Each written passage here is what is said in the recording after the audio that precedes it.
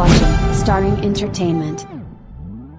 Pilipinas. So panahon na no para mabigyan ng pagkakataon ng mga transgender people na mapalitan ng kanilang mga pangalan, ang kanilang mga gender sex marker sa kanilang mga sa kanilang mga documents no na maaari natin makuha sa government, katulad ng birth certificate and other IDs that we can get from the government.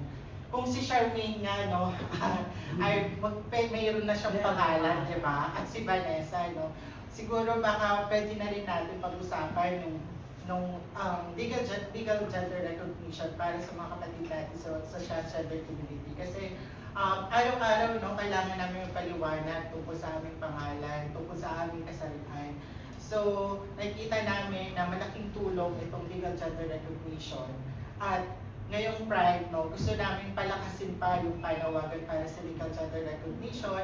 Kaya naman, kasama ang iba pang mga kasamang mga trans organizations dito sa Pilipinas, no, bumuo kami ng isang koalisyon para sama-sama makibaka para dito sa laban para sa legal gender recognition. At maliban pa doon, no, siguro mensahe din is ma-remind ang ating mga legislators and other politicians and other people from the government institution no, na suportahan na yung pagpasa ng SOGI bill dahil ito naman ay nakaangkla doon sa mga international obligation ng Pilipinas, especially sa CEDAW, no, sa Convention on Elimination of Against Discrimination Against Women. So yun, so maraming bagay. So yun no, dalawa lang naman. So legal gender recognition at ang SOGI bill. Siguro panahon na siya na mabigyang pansin na may pasa na siya sa Kongreso, sa Senado at maging batas siya. So ayun, so habang nagpapatuloy ang Pride, no, nagpapatuloy pa rin ang laban para dito at ayun, I think mangyayari lamang siya kung sama-sama tayo magtutulungan dito sa ating kilusan, no, sa ating pag-partner din sa mga government institution at iba pang mga pribadong institution. So yun naman po, no, ang pinaka-main message is supportahan po natin yung mga laban ng ating mga kapatid sa LGBTQIA+ community. Tsaka mahalaga yung Gino, bitanggit mo yung for trans people, yung pangalan, preferred name, and gender identity. Diba? Bakit napakalaga sa atin? Para siguro para mas maintindihan din no, ng mga manonood din or ng makikinig man din.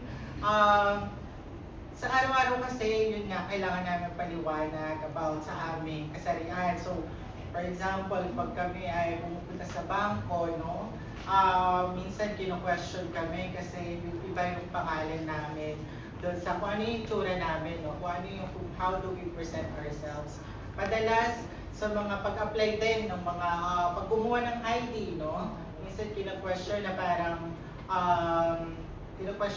ikaw ba to, no? Bakit parang hindi nagma-match? Tapos minsan, nagkakaroon din ng error sa mga gender marker dahil minsan, no, yung mga nagpo-process ng mga IDs, no, ina-assume na agad ang gender pag nakita na nila. Pero kung ima-match siya doon sa mga ibang mga dokumento, hindi siya magma-match kasi base lang din doon sa nakita nung nagpo-process ng ID na ay lalaki siya, pero sa document, babae. So, yun. So, with the legal gender recognition, siguro babasagin din natin doon yung pagiging binary ng gender, na babae at lalaki, no? I think with the legal gender recognition, kikilalanin mo din yung mga non-binary din, no? Iba pang usapin ang issue ng mga non-binary. But with the legal gender recognition that we're pushing actually is we want to include yung mga non-binary. So sila po yung mga kapatid natin na hindi hindi umaayon doon sa binary, gender binary na meron tayo sa kasalukuyan dahil ito ay socially constructed. So, ayun. So, yun, maraming mga pang-araw-araw. Minsan meron kaming mga natatanggap na mga kwento, no? Or personal stories din ng mga trans sisters namin na whenever they go abroad, no, minsan nagiging dahilan din ng pag-offload din sa kanila dahil ang kanilang document and the way they present ay hindi nagpa-match, no. So maraming bagay, maraming issue ang kinakaharap din talaga ng trans community pagdating din sa kanilang mga pangalan at gender marker. So, So, pangalan pa lang, so dapat, that's how you treat trans people, no? Yung gusto natin ng pangalan at paano natin kinikilala yung kasarian natin. Malaking tulong na yun habang wala pa yung mga batas na tinulak natin. true. Malaking tulong yun, no? Dahil na, meron kasi sa trans community na tinatawag na live name, no? Or sa ibang mga termino, ito yung tinatawag na preferred name, no? So, yung live name po ay hindi po siya yung parang inisip lang namin ng pangalan ng one day, ito kami, ako si Princess, the second day ako si Amber, ganyan. So, hindi po siya ganun, no? So, yung live name namin, no? Ano siya actually parang may pinagpugutan siya, saan siya nanggaling, may history talaga din siya kung paano ang isang trans person, no, nagkamam sa ganung pangalan at yun na yung ginamit yung pangalan. Parang one time ata, I remember we had a parang a session sa Strappo na parang, okay, let's ask everyone, no, bakit yun ang pangalan na pinili mo. So nakakatuwa kasi maraming kwento, maraming dahilan bakit naging ganun yung mga pangalan. So yun, and yung live name talaga ay kapag ginagamit talaga to, no, it affirms the gender of the person then. So ayun, I think mayroon na din naging pag-aaral about that, no, na may malaking tulong, no, especially sa well-being ng isang trans person kapag ginagamit ang kanyang live name o ang kanyang preferred name. So yun, para at least yung isang mahalagang mensahe natin sa kanila. yes. So, punta naman na kay Patrick, yung mensahe natin ni Yes, Pride Patrick. Well, thank you, Beth, Yeah, for salamat. organizing this event. Yeah. Tsaka sa Verde. So, mga girls. So, Yeah. dito tayo ulit. Ngayong June, nagliparan na naman ang mga salitang Pride, Happy Pride, Pride is a protest, Soji Bill, ipasa sa Kongreso. Taon-taon na lang natin narinig to. Ito ay may pinagmulan. Ano ba ang pinagmulan? Paano tayo nakarating dito? So, itong pride sa protest, itong mga salitang to, ito ay may kaakaibat na hate. Kung makikita niyo sa mga social media, sa mga bawat LGU na nag-post, na nakibaka, nakigreet, sa bawat organizations na nakibaka, nakigreet sa Happy Pride, makakabasa kayo doon ng mga bakla, mga lesbiana, kayo ay mga demonyo, kayo ay mga anak ni Satanas, mamatay kayong lahat. So, parang hindi tama yun. Hindi tamang pakinggan yun. So, kung titingnan natin, itong pride na tinatawag natin ay doon nagsimula, sa hate, no? So, nagkaroon tayo ng mga events natin, mga prides, ng mga nagkaroon tayo ng political attempts, political agenda, mga policy making, nabuo natin lahat yan over through the years. Pero nasaan na ba tayo? Ano na ba ang meron tayo bilang isang LGBT community? Wala. Bakit wala? Sasabihin ng mga tao dyan, kayo nga dyan nagkalat kayo, nanganganak kayo, hindi naman kayo kinakasal, nanganganak kayo, bakit kayo dumadami? So that alone is also a form of hate. And that hate has to be eradicated, it has to be, kailangan itong kalabanin, kailangan itong wakasan. So itong Pride Month na natin tinatawag ay isa sa mga avenue na talagang doon tayo magtitipon-tipon para mapalakas sa ating boses at magkaisa tayo para labanan itong mga hate na ito. So yun. Diba? At syempre, di ba Patrick, tayo sa ladlad, yung nananatili, no, the first and the only political party now in the Philippines. Dati, nung tumatakbo tayo, kami yung sinabi ni CNN na first and only political party in the world. Kasi dati meron na ngayon yung Nepal, no? So, yun naman yung history na nailatag namin noong mga panahon na yun, yung ladlad. At yung laban na dumulog tayo sa Supreme Court, Right. di ba? Pero we have a better commission on elections now. Pero mga panahon na yun, talagang sinara ko yung sitwasyon sa amin at ginamit yung Biblia at Quran as basis, hindi yung party list system law. Pero ngayon po, ubusan na. Actually, I take pride na naging parte din po ako ng Commission on Elections at that time, nung mga nakaraang taon, sa Vulnerable Sectors Office. So, nagbubukas na yung mga pintuan para sa LGBTQ plus community. No? Yes. Kasi, yun. So, abangan din po natin yung ladlad, ano yung tahak niya. Later, i-discuss din ni Patrick. Because Patrick nga, in the past two elections, hindi na nakatakbo. No? Wala na rin tayo partido. Dahil iba na rin yung landscape ng party list system dito sa Pilipinas. Kaya kami din ay gusto din namin na maayos yung party list system na sa batas na napakaganda dapat for marginalized. Ayun. So now let's get to Ms. Venus. Yung ating statement naman, Ms. Venus, for pride and as trans advocate. Well, thank you, Ate Bems. First of all, thank you for inviting us. Thank you, Verde. And yeah, happy Pride, everybody. No, siguro, sa araw-araw, no, parang ang mantra ko kasi sa buhay is, if you're not part of the solution, then you're part of the problem.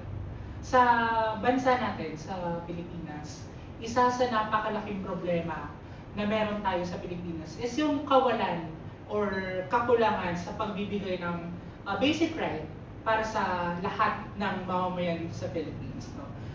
LGBTQI+ rights and trans rights are basic human rights.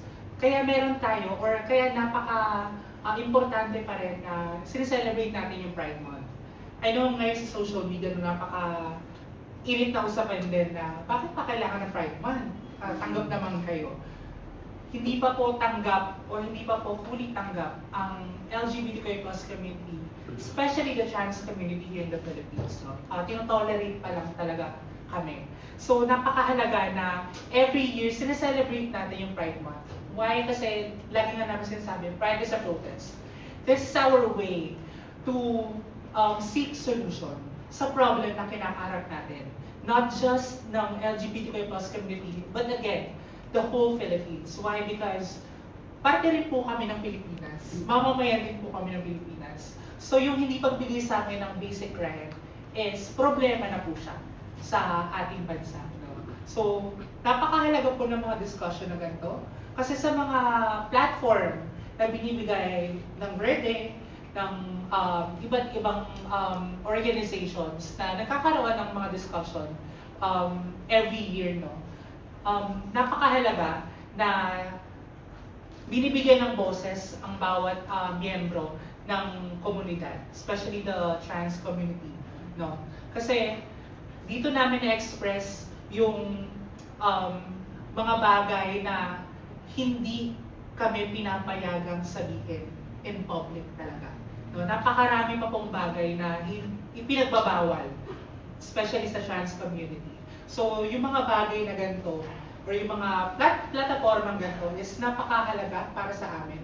At kaya maraming salamat for giving us the voice, no, to express ourselves, our fights, our frustrations, and kumbaga, provide or suggest solutions sa mga problems natin. Para mas maintindihan nila. No? Oo. Yes. So yun na, nagbabago po yung mukha ng mga aktivista ng advocates. Sila na po ngayon, pero pare-pareho pa rin po yung problema. Yung mga pinaglalaban. Yes. Mula noon hanggang sa kanila ngayon na tumatayo para sa LGBT community. So yan, ang ganda ng mga mensahe nyo, no? Yung parang pride sa protest, ano yung mga laban natin, acceptance versus tolerance, totoo yun, tolerated pa naman. Kasi kung acceptance, may batas na. Yes. 28 years or 26 years, no? Yung More GSC, than. more than. Nagbinata na po, the longest, most debated bill in Asia, ang SOGSC bill. Anti-discrimination pa lang po noon nung una akong taon ng pagiging activista ko. Ngayon, SOGSC na nag-evolve na rin. Di ba? Tapos may Magna Carta for Women na, may Indigenous Peoples' Rights Act, may Person with Disabilities Act. Lahat na po nabigyan na ng karapatan. Pero, pag hihimayin niyo po, without exaggeration, di ba, wala pa maski isang protection o batas for LGBT Filipinos. Reality check po yan. So, yun lang yung gusto namin din iparating. Kaya itinutulak yung Societas Civil. Okay, siguro maganda din, umpisa natin naman kay Patrick. Himayin nga natin kasi di ba ang LGBTQIA+ community, ba ito ang haba-haba na, hindi naman ito alphabet soup, ano ba ito? Ba't ba kung ayaw naman natin ng labels, bakit tayo may labels? O, ganun. Ano nga ba yun, Patrick, yung mga sexual orientation, gender identity, siguro mamaya for trans, no? Or what is a lesbian, gay, bisexual, yun. Sige. Himayin So, na natin.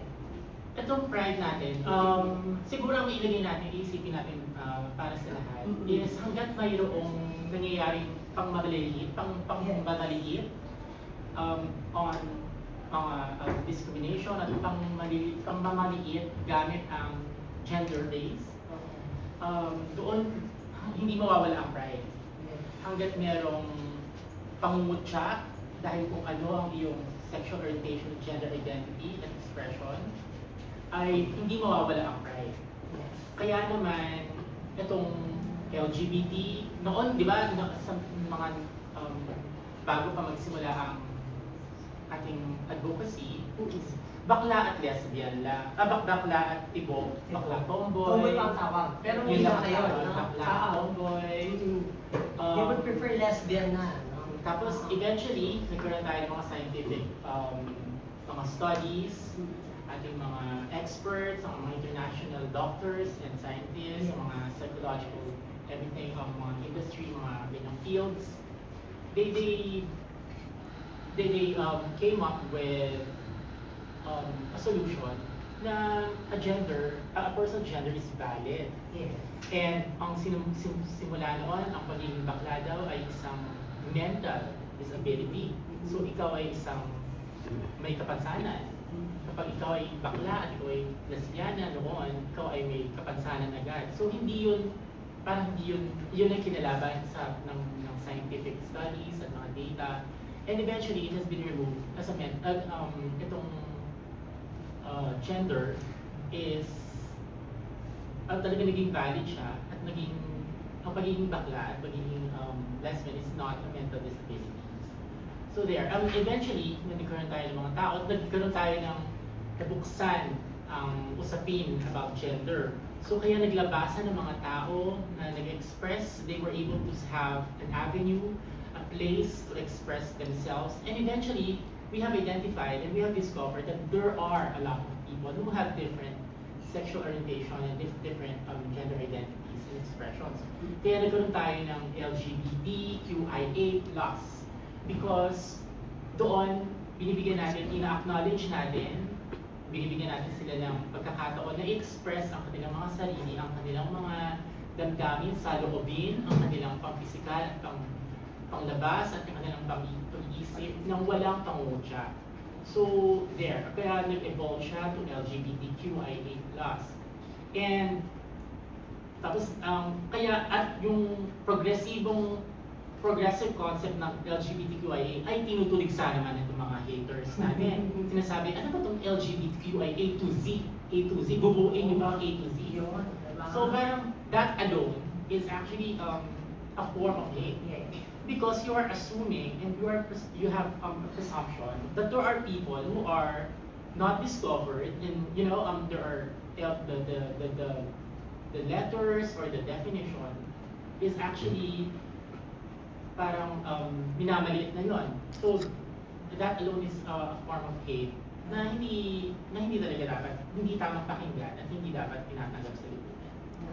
So, Patrick, para lang mas maintindihan na naman nila. So, like me, ako po ay isang babaeng trans woman. Yun po yung gender identity ko, paano ko kinasarili. Ikaw, Patrick, how do you identify yourself? Ako ay isang baklang lalaki. Okay. So I identify as a man, Okay. but I'm a gay.